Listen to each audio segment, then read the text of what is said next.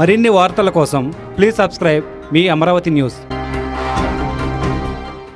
నమస్తే, అమరావతి న్యూస్కు స్వాగతం. నేను రాజేశ్వరరావు. మచిలీపట్నం పార్లమెంట్ కాన్స్టిట్యున్సీలో 7 నియోజకవర్గాలు ఉంటే ఈ 7 నియోజకవర్గాల్లో మచిలీపట్నం మాత్రం ఎప్పుడు వివాదాల్లో ఉంటుంది. నిత్యం వివాదాలే. ప్రతి కాన్స్టిట్యున్సీ కూడా చాలా స్మూత్గా రన్ అవుతుంటే మచిలీపట్నం మాత్రం ఎప్పుడు గొడవలు, కొట్లాట్లు అండ్ ఒకళ్ళ మీద ఒకళ్ళు దుమ్మెత్తి పోసుకోవటాలు. నీ ఎంత చూస్తానంటే ఒకళ్ళు అంటారు, నీ నీ నీ ఆస్తులని కూడా పెట్టుగా అంటే ఒకళ్ళు అంటూ ఉంటారు. ఇట్లా ఎప్పుడు కూడా ఏదో వివాదాన్ని రేపుతూనే ఉంటారు. దీని మీద గొడవ జరుగుతూనే ఉంటాయి. కానీ ఈ ఇద్దరు నాయకులు ఎవరు బయట రారు. ముందు కేవలం సోషల్ మీడియాలో దూషణ వరకే. ఈ విషయం ఎందుకు చెప్పుకుంటున్నాం అంటే ఈరోజు 2 రోజుల క్రితం మన బందరు పార్లమెంటు సభ్యులు బాలశౌరి గారు జనసేన కార్యకర్త ఒక ఇల్లు కూలగొట్టారని చెప్పి ఆయన ఇంటికి వెళ్ళి పరామర్శించి ఆ కుటుంబానికి మేము అండగా ఉంటామని చెప్పి భరోసా ఇచ్చారు. ఇది చాలా మంచి విషయం. అలా ఏ కార్యకర్త అయినా సరే నష్టపోతే అది ప్రభుత్వం వల్ల కానీ లేకపోతే మిగతా ఏదైనా వేరే వేరే కారణాల వల్ల కానీ నష్టపోయాడని చెప్పి తెలిసినప్పుడు ఖచ్చితంగా అతను పరామర్శించి అతనికి అండగా ఉండటం అనేది చాలా మంచి విషయం. అలా అందరూ కూడా ఉండాలి. కానీ ఈయన పరామర్శించి వచ్చిన కాడి నుంచి దీని మీద రకరకాలుగా చర్చ జరుగుతుంది. ఏమని, బాలశౌరి గారు వాళ్ళన్న ఇల్లు కూలగొట్టిన వ్యక్తి దగ్గరికి వెళ్ళి ఆయన కలిసి వాళ్ళని ఓదార్చి, అలాగే పార్టీ తరఫు నుంచి మరియు నా సొంతంగా నేనే ఖర్చు పెట్టి అయినా సరే మీకు మీ ఇల్లు కట్టించేస్తా అనేసరికి మిగతా వాళ్ళు కూడా ఇప్పుడు బయటపడుతున్నారు. ఏంటనేది ఇప్పుడు చూద్దాం. జరిగిన రోజు ఈ గొడవ ఏదైతే ఈ ఇల్లు పడగొట్టారో అక్కడ దాకా మనం వెళ్ళక్కర్లేదు.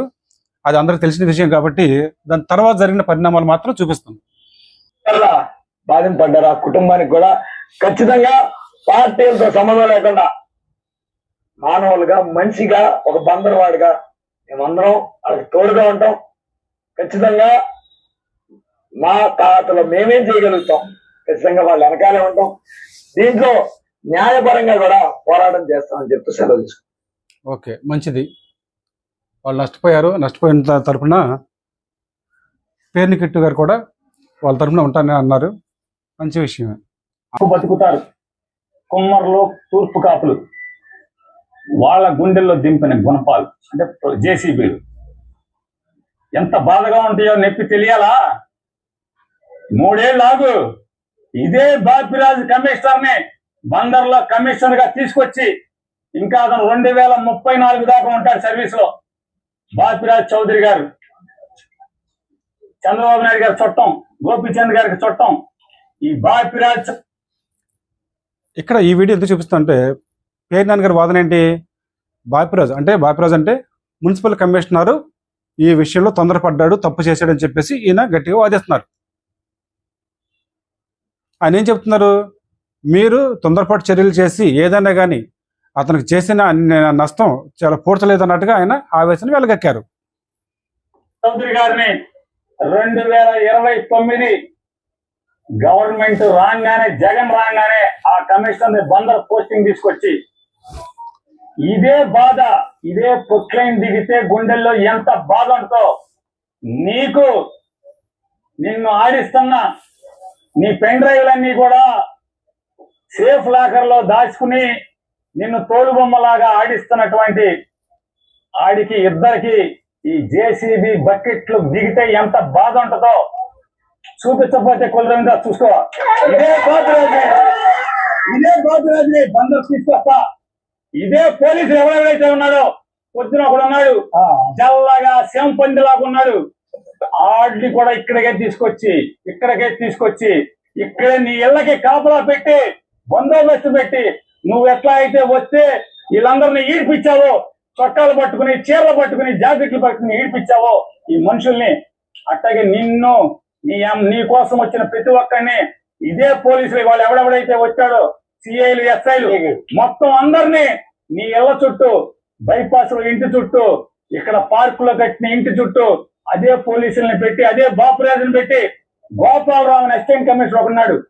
ఎవరెవరైతే ఈ పాడు పనులు, తప్పుడు పనులు ఇన్వాల్వ్ అయ్యారో నోటీసులు ఇవ్వకుండా, ఏసీపీ నీ ఇంటికి ప్లాన్ లేదు, నీ ఇల్లు ఎక్కడో నాకు తెలుసు, నీకు తెలుసు. అలాగే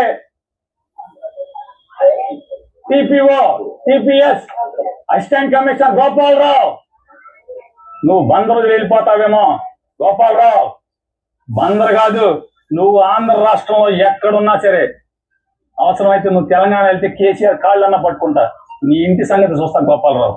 ఓకే, సో ఇలా పేరు నాని గారు కూడా వాళ్ళ మీద ధ్వజమెత్తారు. అంటే ఎవరి మీద?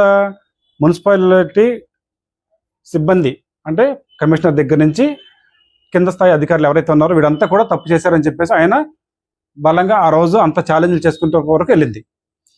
అయితే ఆ తర్వాత మన ఓ మహిళా ప్రెసిడెంట్ గారు కూడా వచ్చి ఆమె యొక్క బాధలు కూడా వెళ్ళగక్కారు. అది కూడా చూద్దాం. ప్రెసిడెంట్ చేశాను ఆల్రెడీ, ఇప్పుడు కూడా ప్రజెంట్ ప్రెసిడెంట్ నేనే. ఇట్లాంటి వింత ఇటూరాలు నేను ఎక్కడా చూడలేదు. 10 గ్రామాలు తిరిగి టీడీపీ గెలవాలి, జనసేన గెలవాలని 10 గ్రామాలు తిరిగి ఓట్లేసి గెలిపించాను. ఇవాళ నా భర్తను కోల్పోయింది కూడా రవీంద్ర గారి గురించి వాళ్ళ నా భర్తను కోల్పోయినాను. ఇవాళ ఆయన లేని లోటు నాకు బాగా తెలుస్తుంది. ఇప్పుడు ఇదంతా కక్షపూరిత చర్య చేయడం తప్ప ఏమీ లేదు. వీళ్ళందరూ ఇల్లు పోగొట్టేశారు. ఇప్పుడు నా ఊరు ప్రజలు అడుగుతున్నారు నన్ను, ఏమ్మా మరి ఆ రోజు రవీంద్ర గారి గురించి నువ్వు ఇంటింటికి తిరిగి గెలిపించేదాకా ఓట్లు వేయించావు కదా, వాళ్ళు మాకు పరిష్కారం ఏంటి? మరి మా ఇల్లు పడేశారుగా, నువ్వేం చెబుతావు అని అడుగుతున్నారు. దీనికి రవీంద్ర గారే ఈ పాపం అంతా కట్టుకుంటారు. వీళ్ళు ఉసురు తగిలి వాళ్ళు ఎంత బాధపడి ఎన్ని నాశనం అయిపోతారు అన్నది వాళ్ళకే తెలియాలి. మాట్లాడమ్మా. నిన్న సగం కొట్టేశారండి. సగం కొట్టిన తర్వాత మళ్ళీ వాళ్ళకి దాన్ని ఏమంటారు, అంతరాత్మ శాంతించలే, వాళ్ళకి నిద్ర పట్టలేదు. వాళ్ళకి ఏంటంటే నేల మట్టం చేసి నాకు అప్పచెప్పాలన్నారు అంతే. ఇప్పుడు ఊరు తిరిగి మనం అంతా చెప్పిన తర్వాత ప్రజలు ఏ మొహం పెట్టుకుని వెళ్ళి అడుగుతారు. రేపు పొద్దున టీడీపీకి ఓటేయమంటే ఏ మొహం పెట్టి అడుగుతారు? చూపించి కొడతారు అడిగితే. ఇక దీన్ని బట్టి ఏం జరిగిందంటే ఈ రవీంద్ర అనేది ఇక ఈ నామకార్థం. ఈసారి రవీంద్ర అనే వాళ్ళు రారు. టీడీపీ గవర్నమెంట్ లేదు. వాళ్ళు ఈయన చేసిన అన్యాయానికి జనాలు ఎంత ఏడుస్తున్నారు అన్నది తెలిసింది. ఒకటే చెప్తున్నా నేను, మాకు ఇప్పుడు న్యాయం చేస్తారా చేయండి, లేదు అంటే ఇక్కడే ఉంటాం. వారం రోజులు అట్టు పెట్టుకుంటారా, 10 రోజులు అట్టు పెట్టుకుంటారా ఏంటి? ఇప్పుడు వచ్చి మా సమాధానం చెప్పండి. వీళ్ళకి నష్టపరిహారం ఏమి ఇస్తారు? ఆ సెంటరింగ్ 50 లక్షలు అవుతుంది. సెంటరింగ్ 50 లక్షలు ఎవరిస్తారు డబ్బులు? వీళ్ళు ఏమన్నా డబ్బులు ఉన్న వాళ్ళ గబగబా వచ్చే రాత్రి అర్ధరాత్రి పడే 50 లక్షలు సెంటరింగ్ అయింది. మహిళా ప్రెసిడెంట్ గారు చెప్తున్నారు 50 లక్షలు కేవలం సెంటరింగ్ ఖర్చు అయింది, అంత ఖర్చు పెట్టి మేము స్లాబ్ వేసుకున్నాం చెప్పి చెప్తున్నారు. మహిళా ప్రెసిడెంట్ గారు ఏమంటారు? కొల్లు రవీంద్రే తప్పు చేశాడు, కొల్లు రవీంద్ర వల్ల ఇట్లా జరిగింది, కొల్లు రవీంద్ర వల్ల నా భర్త కూడా పోగొట్టుకోవడం జరిగిందని చెప్పేసి తను మంత్రిని ఇష్టం వచ్చినట్టుగా అవునా మాట్లాడటమే కాకుండా అవునా శాపనార్థాలు పెట్టే విధంగా కూడా తను మాట్లాడేసింది. ఓకే, ఎనీహౌ అందరూ కూడా ఏంటి అనేది బాధ్యతలకు న్యాయం జరగాలని చెప్పేసి అంటున్నారు. ఇంత గొడవ జరుగుతున్న తర్వాత ఒక పక్కన పోలీసులు లా అండ్ ఆర్డర్ అక్కడ ఆదు తప్పటం, తర్వాత కొంత ఘర్షణ వాతావరణం నెలకొనటం, ఆ తర్వాత కొంతమంది మీద కేసులు అవ్వటం, ఇంత జరిగిన తర్వాత చివరిలో బాలశౌరి గారు ఎంట్రీ ఇచ్చారు. బాలశౌరి గారు ఏం మాట్లాడారు చూసిన తర్వాత మళ్ళీ మిగతా కంటిన్యూ చేద్దాం. కార్యకర్త 6వ డివిజన్ లో చలపతి గారి ఇంటి, వెంకటాచలం గారి యొక్క ఇంటి విషయం ప్రెస్ లో చూశాను నేను. ఆ రోజు యాక్చువల్ గా పార్లమెంట్ జరుగుతూ ఉంటే ఢిల్లీలో ఉన్నాం. జాగ్రత్త వినండి. ఇది చాలా దారుణమైనటువంటి విషయం. మా కార్యకర్త ఎంతో కష్టపడి సంపాదించుకున్నటువంటి డబ్బు దాదాపు 25 లక్షల రూపాయలు నుంచి దాదాపు 30-40 లక్షలు వర్త్ అయినటువంటిది. దీన్ని దారుణంగా ఎటువంటి పర్ఫెక్ట్ ఆధారాలు లేకుండా కూల్చటం అనేది మా జనసేన కార్యకర్తలందరినీ కూడా చాలా బాధకు గురి చేసింది. నాకు చాలా మంది మెసేజ్లు పెట్టారు, కొన్ని వందల మంది ఫోన్లు చేశారు, జరిగినటువంటి సంఘటన గురించి వివరించారు. తర్వాత అనేక విషయాలు నేను కూడా సోషల్ మీడియాలో చూశాను. కొంతమంది లాయర్లు కూడా దాని గురించి ప్రెస్ మీట్ పెట్టినటువంటి కూడా వాస్తవాలు ఏంటి అనేది కూడా అవి కూడా మొత్తం కూడా గమనించారు. ఇది ఇద్దరు వ్యక్తులు, ప్రైవేటు వ్యక్తుల మధ్య ఉన్నటువంటి వివాదం. ఇదేదో ప్రభుత్వ ఆస్తి కాదు, డిఫెన్స్ కాదు, రైల్వేస్ కాదు. దానికి అధికారులు అంత అత్యుత్సాహంతో అత్యుత్సాహంతో గుర్తుపెట్టుకోండి, మంది పోలీసులను తీసుకొని వచ్చేసి కూలగొట్టాల్సినంత ఆవశ్యకత ఏముందో అర్థం కావట్లేదు. కానీ ఇది ఒక్క హౌసే మచిలీపట్నంలో అనాథరైజ్డ్ గా కట్టారా, లేకపోతే కోర్టు తీర్పు ఇంకా వెయిటింగ్ లో ఉంది కాబట్టి కట్టారా? మిగిలినటువంటి చాలా ఉన్నాయి. ఇదే ప్లాట్ లోకి సంబంధించినటువంటి అనేక ఇళ్ళు కూడా కన్స్ట్రక్షన్ జరిగింది. వాళ్ళు అధికారులు కనీసం సెంటరింగ్ వాళ్ళు కూడా కొంత టైం ఇవ్వమని చెప్పేసి అడిగి అది తీసుకుంటామన్నా టైం ఇవ్వకుండా దాన్ని ఆ రకంగా దారుణంగా చేయటం అనేది డెఫినెట్ గా ఒక జనసేన కార్యకర్తగా నేను కూడా చాలా ఈ విషయం మీద ఆవేదన వ్యక్తం చేస్తా ఉన్నాను. అదే రకంగా మా జనసేన జిల్లా వ్యాప్తంగా కూడా కార్యకర్తలు కూడా ఈ విషయంలో చాలా అసంతృప్తిగా ఉన్నారు. అధికారులు ఏదైనా చేసేటప్పుడు పూర్తిగా హౌస్ ఓనర్ తోటి డిస్కస్ చేయాలి, వాళ్ళకి కొంత టైం ఇవ్వాలి, ఆ సెంటరింగ్ లాంటివి కానీ వేదేగది కానీ ఇవ్వాలి. ఈ రోజు లోయర్ కోర్టు ఒక రకమైనటువంటి తీర్పు ఇచ్చింది. ఫర్ ఎగ్జాంపుల్ ఏదైనా ఒక ఆస్తి తగాదాలకు 1 నెల 2 నెలలు అయితే దాని పై కోర్టు ఇంకొక రకమైనటువంటి తీర్పు ఇస్తుంది. ఇవన్నీ మనం చూస్తానే ఉన్నాం సొసైటీలో మొత్తం. సో అనవసరంగా దీన్ని ఇలా చేయటం అనేది మాత్రం నేను పూర్తిగా ఖండిస్తా ఉన్నాం. జనసేన కార్యకర్తకి ఎక్కడ అన్యాయం జరిగినా డెఫినెట్ గా మీ అందరం, మిగిలిన కార్యకర్తలు, నేను కూడా కార్యకర్తగా అందరం అండగా ఉంటాం అనేటువంటి విషయాన్ని స్పష్టంగా తెలియజేస్తున్నాం. రెండో విషయం, ఏదైతే ఈ కుటుంబానికి జరిగిందో, అన్యాయం జరిగిందో,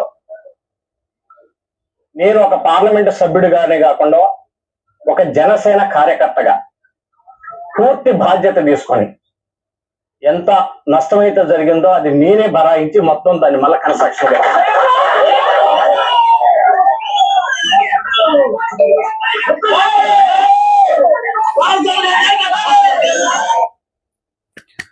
వాస్తవంగా ఒక జనసేన కార్యకర్తకి ఒక ఎంపీ గారు అంత ఇదిగా భరోసా ఉండి నేనే మొత్తం అంతా కన్స్ట్రక్షన్ చేపిస్తాను అని చెప్పేసి నిలబడ్డాడు. చూడండి, నిజంగా గొప్ప విషయం.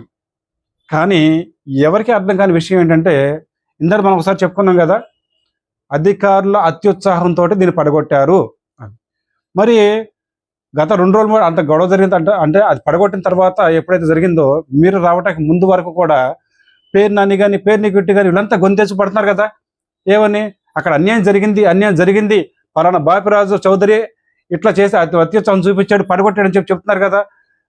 వాళ్ళ యొక్క వాదన ఏదైతే ఉందో దాన్ని మీరు ఏకీభవిస్తున్నారా లేదా? మన కొల్లు రవీంద్ర మంత్రి గారిని ఎవరైతే విపరీతమైన దోషణలు చేశారో వాళ్ళని మీరు దగ్గర తీసుకోవటానికి ఏదైనా జరిగిందా? ఇక్కడ ఏమైంది అర్థం కాల. ఎందుకు ఈ ప్రశ్న వస్తుంది అంటే, కొంతమంది అడిగారు, ఏమండి మన అని పేరేంటి కరీం మహేష్ అనే వ్యక్తికి అది యాక్సిడెంటల్గా జరిగిందా లేకపోతే ఎవరైనా చేశారా ఏదైనా తెలియదు, కానీ అతనిది కూడా ఎన్నో రూపాయి పోగేసుకొని కొనుక్కున్న కారు తగలబడిపోయినప్పుడు మీరు యాజ్ ఎ జనసేన కార్యకర్తగా ఎంపీగా కాదు, మీరు కూడా ఒక జనసేన కార్యకర్తగా అతనికి ఎంతవరకు అండగా ఉన్నారు? అలాగే కొరియర్ సీన్ ఉన్నారు. కొరియర్ సీన్ బారు కట్టుకున్న తర్వాత దాన్ని ముగించేశారు. మరి అతనికి ఎంత నష్టం జరిగింది? అతను తెల్లారులేస్తే జనసేన సెంట్రల్ ఆఫీస్కి వెళ్ళటం, అక్కడ అందరితో మాట్లాడటం, అందరితో తిరుగుతూ ఉంటాం, అందరితో చేస్తూ ఉంటాం, అంటే ఆ స్థాయితో తిరిగే వ్యక్తికి కూడా నష్టం జరిగింది. మరి ఆ స్థాయి నాయకుడికి ఈ కార్యకర్త గారు ఎంత భరోసా ఇచ్చారు? ఏం అండగా ఉన్నారు? ఇది పోతే పోనీ, వీళ్ళంటే పోనీ నిలదొక్కోగలిగారు అనుకుందాం. అసలు వేరే చెప్పుకోవాల్సిన వాళ్ళు ఉన్నారు ఇంకోళ్ళు.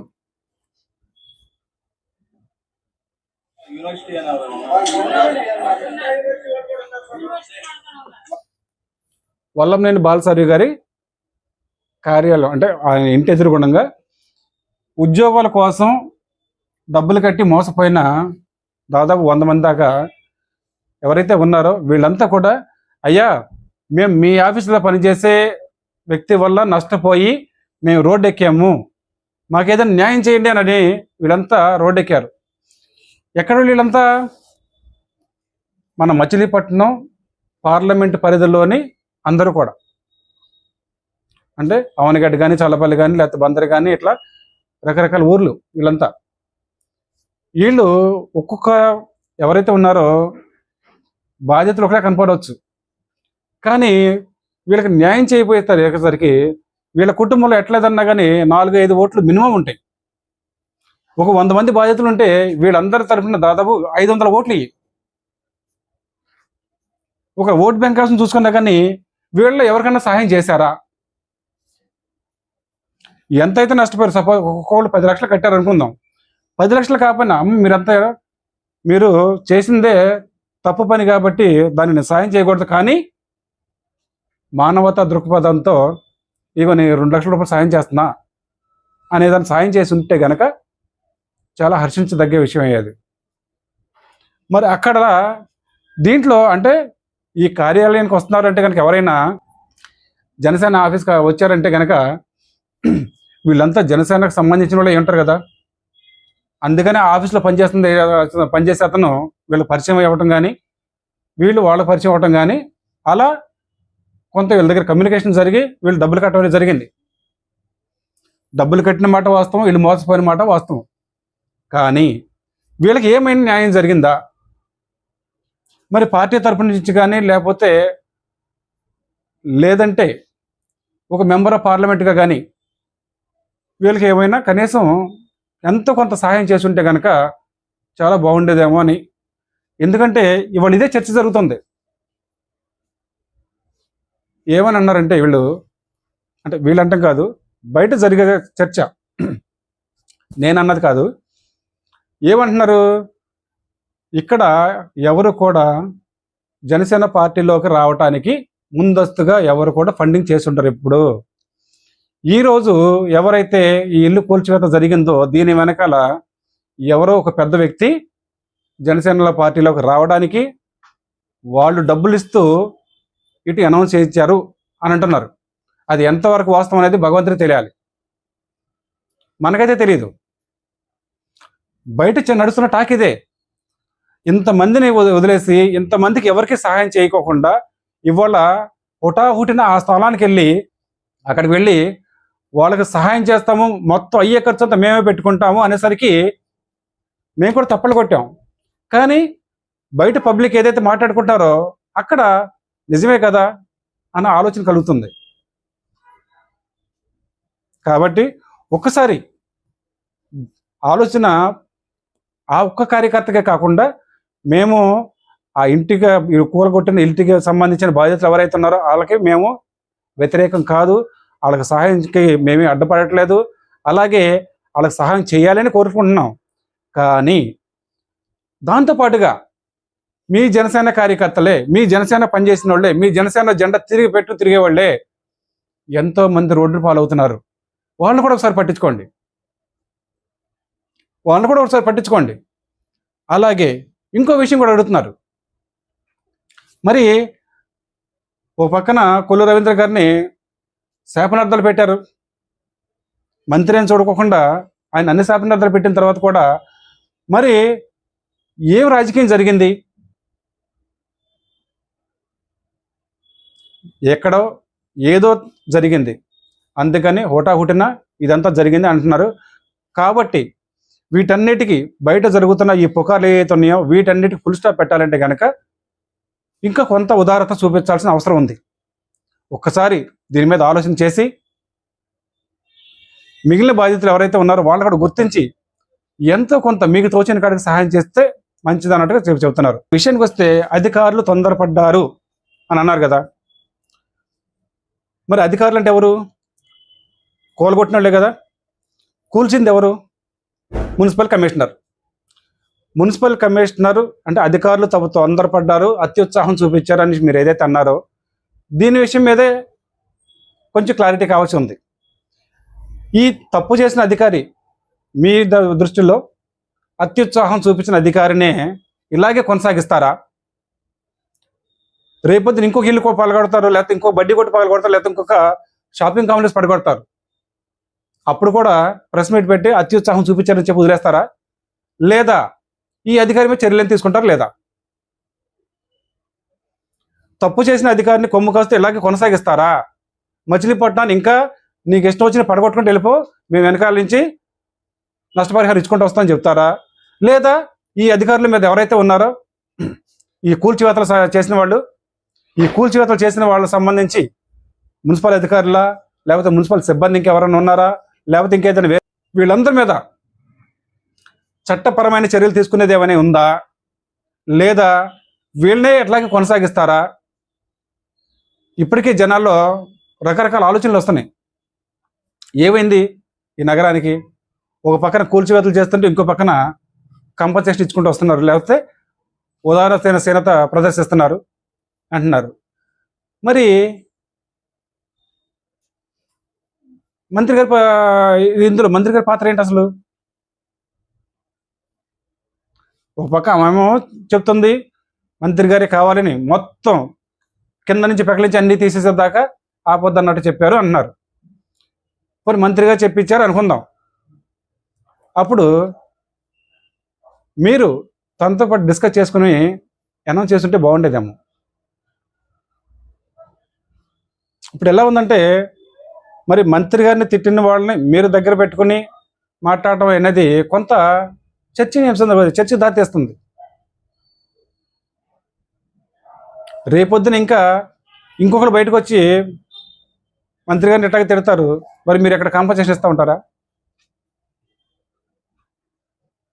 నేను మళ్ళీ చెప్తున్నాను, ఇక్కడ ఎవరైతే నష్టపోయారో బాధితులు వాళ్ళకి మేము వ్యతిరేకం కాదు, వాళ్ళ కాంపన్సేషన్ మేము అడ్డుకోవాలని కాదు. కానీ జనసేనలు ఇంకా చాలామంది ఉన్నారు.